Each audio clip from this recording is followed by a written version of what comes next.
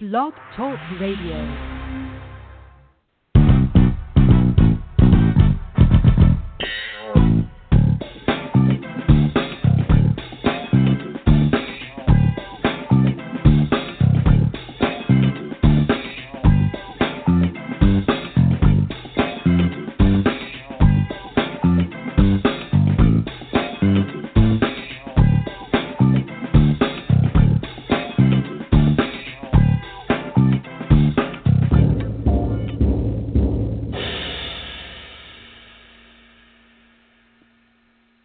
Today is Monday, October 8th, 2018, and this is Foxology. I am Silver Ray Fox, your host. Happy Monday, everybody, and welcome to the show. I'm always happy when you show up. That makes my Monday happy for sure, for sure, for sure.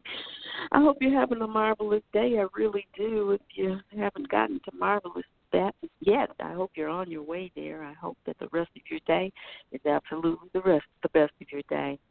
Well, today we're going to be talking about something that I know most of us really enjoy doing: shopping.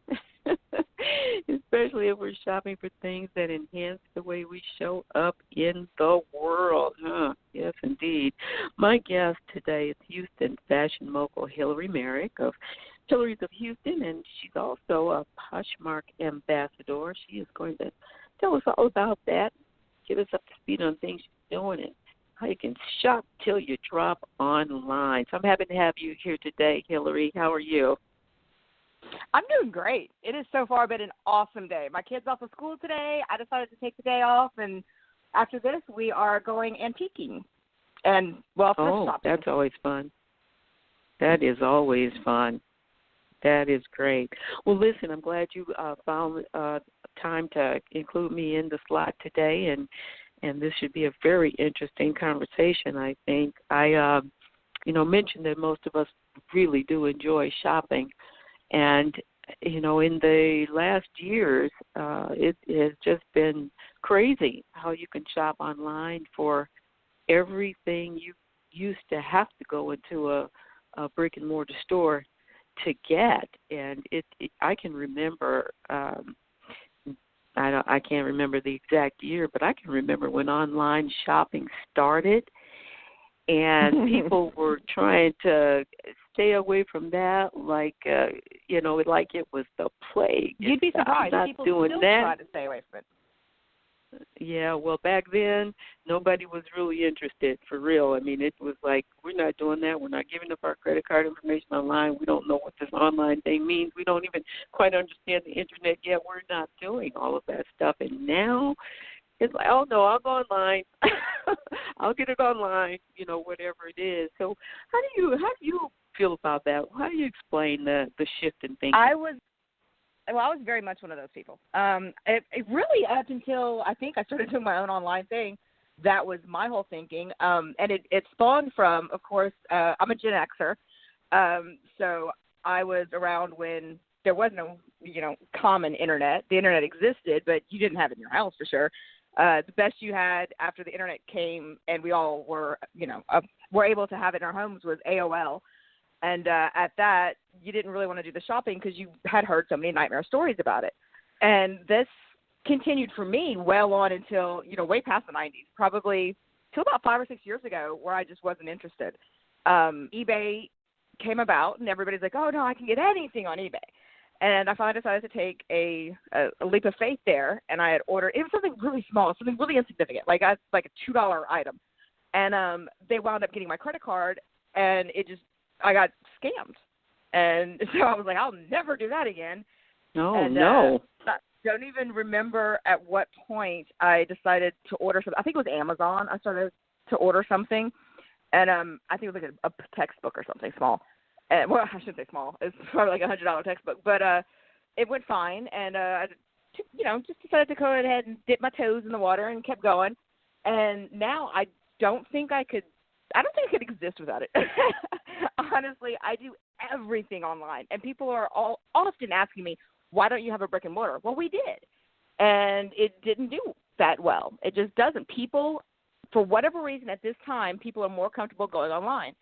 I know I'm one of those people. My reason spawns not only from, having my own online store and knowing what the back end of it all is, but I'm a plus size girl, and I have a lot of social anxiety when I go into a store. A lot.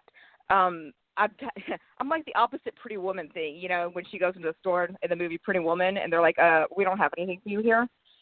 I get that, not because I'm a prostitute or anything like that, and not because I dress that way, but I get that because I'm overweight, and there's been many a times where I've been told, "We don't really have anything for you here." So I prefer to go online beyond the fact that there's more options, because nobody can judge me. Wow. And I think that's I come from a interesting, generation where a lot of people feel that way. Yeah, I was going to say, rather than, you described it in a way that's real personal to you, but I had never really thought of the whole idea of the privacy factor with that. And so that is, the ease of shopping online, of course, is really phenomenal, but there is the element of privacy, and not just for your reasons, for many other reasons people may not want to anymore show up in person. So that's interesting. You mentioned that you had a store at one time. Do you know that I looked up the stats on this because it just has grown so exponentially. I believe the figures were around almost 2,000 major retailers shut down in 2017. Oh, yeah, and it's going to keep going. Those are big numbers. Yeah, it just kind of makes you scratch your head. I haven't gotten to a point where I enjoy online shopping so much that I don't want to go to the store. I think the store is fascinating, the bright lights. You haven't shopped us yet, that's why. What's that? Oh, I said you hadn't shopped us yet, that's why. Once you come part of our family, then that's all you'll ever want. I guess, for my own person, I like feeling and touching and looking at things and all of that. And while I do enjoy, I do shop online, but there's just another kind of fascination, I think, that comes with it. And I don't see retailers just completely going away. I don't think that's ever going to happen. But But this certainly has. This certainly has taken its own course for sure, and it's a good thing. I'm not retail, going to the store is great. This is great too. It just provides us with what we need, and that is options for sure. Another interesting statistic is that, this has been the case for many, many, many years, that it's $1 billion industry. And it's estimated, we're rolling up on the holidays, but it's estimated that the industry is going to land at $481 billion this year.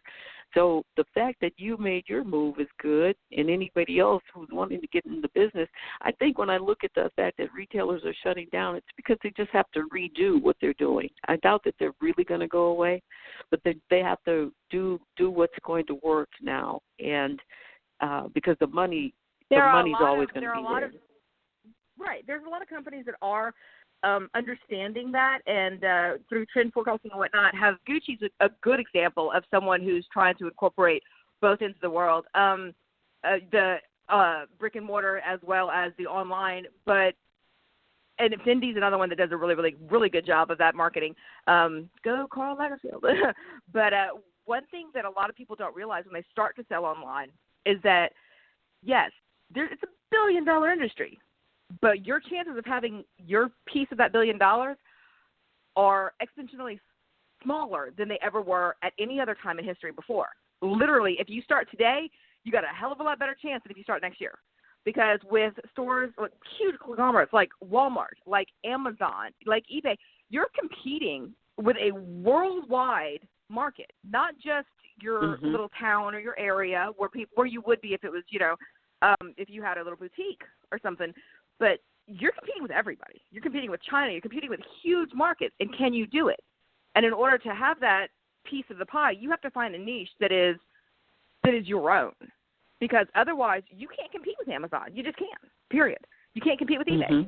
So the only way you're going to be able to strive and survive in this network is to find something that is yours, that you're passionate about, that you love, something that's not work to you.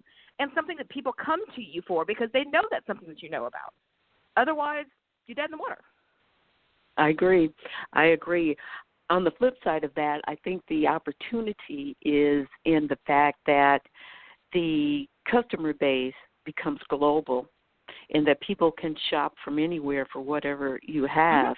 You're absolutely right about how you have to create something that's very unique or something that's just so highly marketed and you know, the neon sign is on all the time, you know, flashing, come here. But I think the awesomeness is that it's the internet-based shopping creates you know, a worldwide customer base for people who are looking for whatever it is that you're going to be selling. How is it working for you? You're hanging in there. You made a smart move to go from the brick and mortar store to being online. So how is that going? And I'm not talking about dollars and cents. I'm just talking about based on what you said about it being your passion. I started doing it because my husband said, I'm going to throw everything in this house out if you don't do something about it. He calls me a shoe hoarder, and I'm not. I so am. But we won't tell him.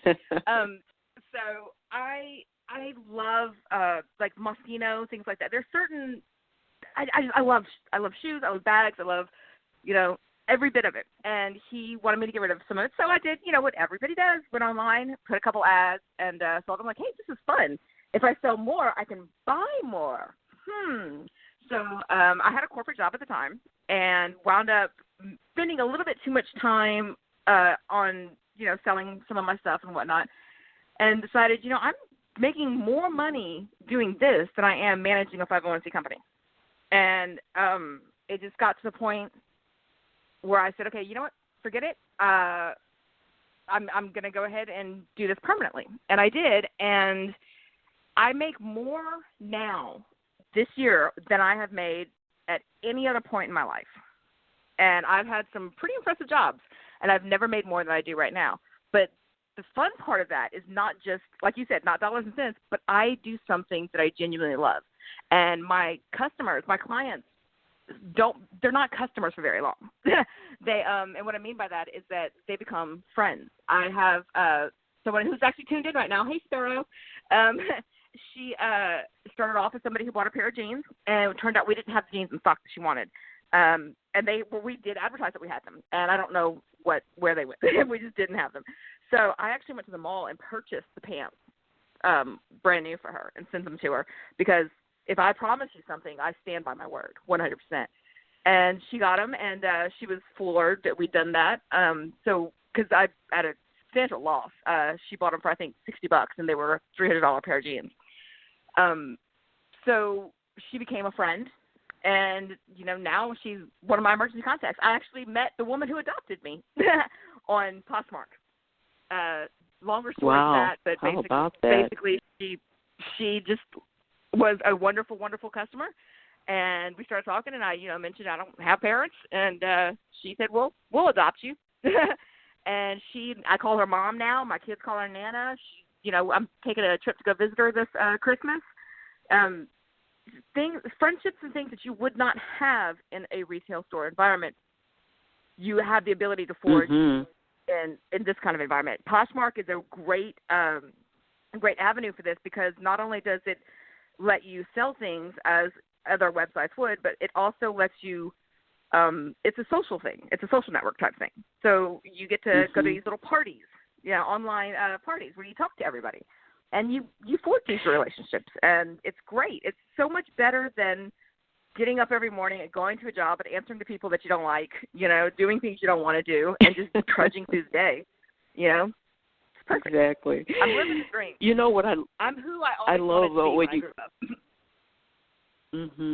You know what I love about what you just said, another very positive, is that you have the ability to create all that personal communication. And typically, and I can use this for an example. I went into a store the other day, and a couple of stores actually, and neither of the representatives at the counter looked at me with any kind of welcoming look or smile. And I thought to myself, normally I would say something like, you're not having the best day, are you, or something, just to kind of break that, the ice and say something funny. But I left kind of not feeling any kind of, personal offense by it, but I thought, not so good customer service, and I don't know, maybe they hate their job, like you just mentioned. There's certainly a possibility, but I really enjoy the fact that what you're saying you can create online is a much different kind of rapport, because there's a relationship that's established. Those other people just see us coming and going, and they take our dollars, and that's just it. And it doesn't really matter to most of them. But I think you have hit the nail on the head about one of the key reasons why this could work for a person with the right kind of approach and passion toward it. You built your business on the fact that you know how to deal with people in a way that makes them feel like you really care about them spending their money with you.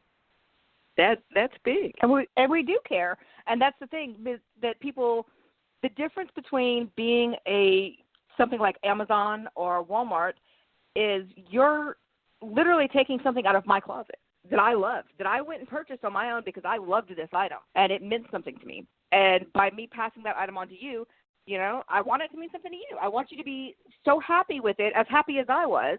So we talk a little, and then I get to know you a little bit. And I always send extra things. That's also a really cool thing. Etsy is good for that.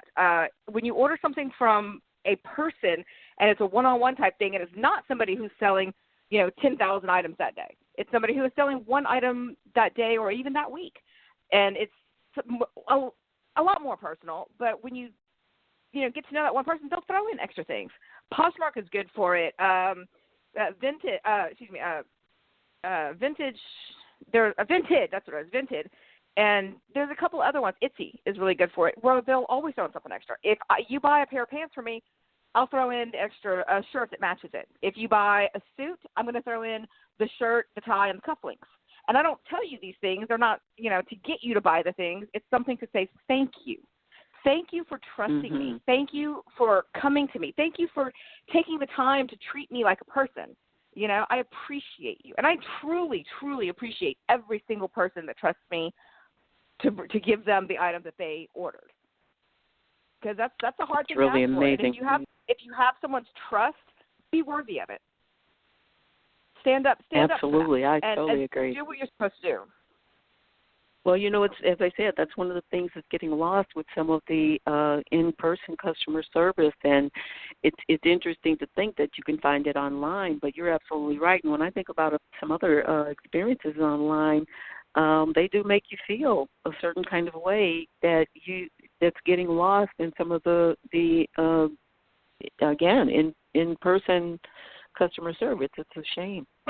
It really is. Yep. What do you feel? Think about if you have a favorite. I'm sorry, go ahead. No, you finish what you were saying. Oh, I was going to say, I'm sorry. I'm so bad at this. I was saying, think about if you have a favorite store. What is your favorite store? Like your favorite brick and mortar that you go into where you feel they know you. You're special there. They know you by name. You go in. They can't wait to see you. They make you feel good. Do you have one of those in Houston? I don't have a favorite store. As far as that I go into frequently. I have some favorite national names that I like. Pretty sure. I like Lord and Taylor. I like Neiman's. I was just so disappointed. I saw online somebody posted something that said Lord and Taylor was closing, and I thought, oh no. But I like the high end stores. I like the atmosphere. Mhm. I was joking around with somebody the other day because my son wanted to go get a Louis Vuitton backpack, and they let him order a pizza. And my friend was like, what? And I was like, well, yeah, I mean, if you're spending thousands in this food, you're hungry, they don't want you to leave and possibly not come back, so they ordered him a pizza. It was awesome. And that's something that you probably couldn't get in any other store. But Louis Vuitton absolutely put this up.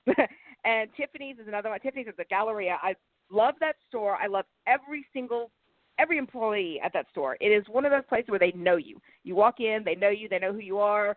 I love that feeling. I can't stand if I walk into some place. No, I can't say I can't stand it. But if I go into some place and, like you said, you're treated just coldly. You see they're irritated that you're even in there, that you're bothering their, playing on their phone or whatever. They're annoyed that you're there.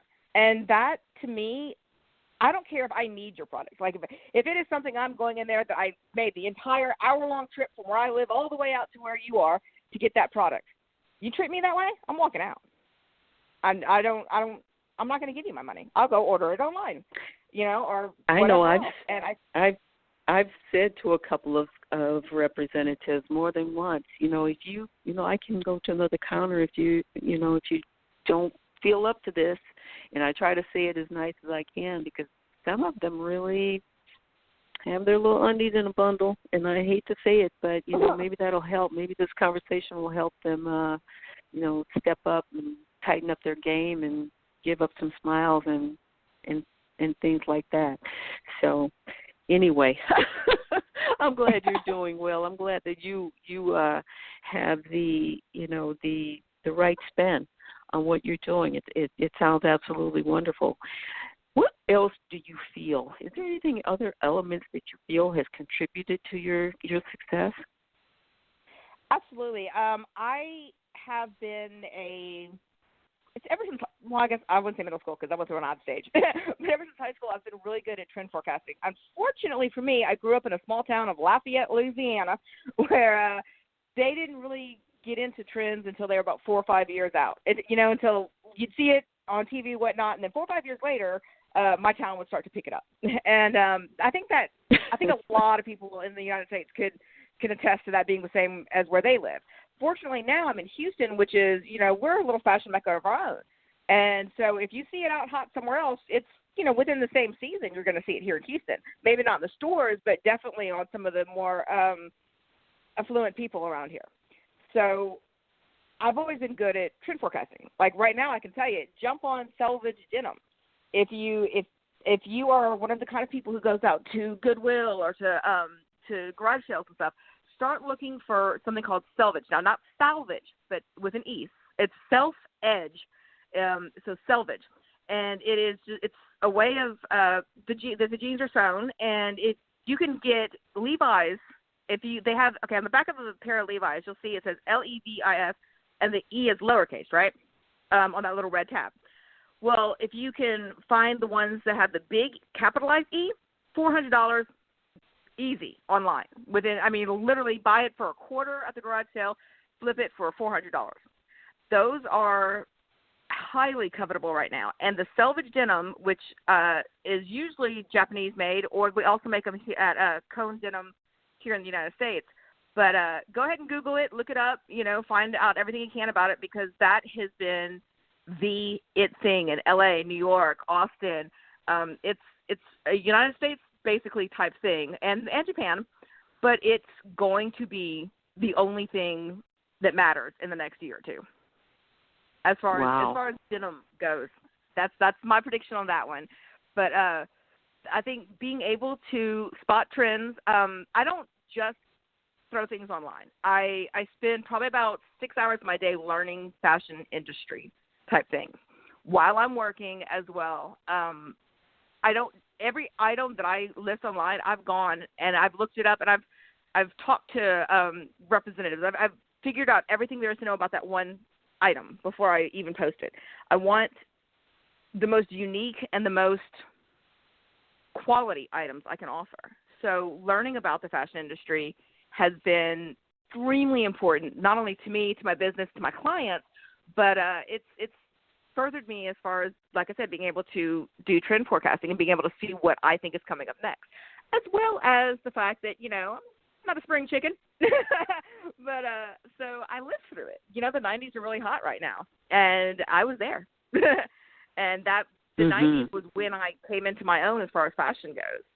So that's something that I can tell you what was hot, what wasn't back then. And I think these are trends that are, everything goes in circles. What was something that you remember from when your youth that has come back that you've seen resurface again? Well, I pay a lot of attention to fashion, so I've seen everything to come around. I've seen everything happen again. And it's one of the reasons why I don't release things too quickly, because I know that they're coming back. And I'll give you one example right now is that I'm going to say maybe 5 years ago that most of the shoes were real pointy. And then they my husband calls them and whip shoes. I have Oh, I love them. I absolutely love them. I've got lots of pairs of them. But it went from that to the that newer platform look and more rounded and, less of a pointy toe. And now where we are, what I really love is that everybody's doing everything. They're not, going, this is the trend this year or this is this trend. It's a very wonderful, wonderful blend. And I was waiting for that because I was thinking those shoes, and I'm thinking, hey, I love it. I didn't stop wearing them through. I'm sorry?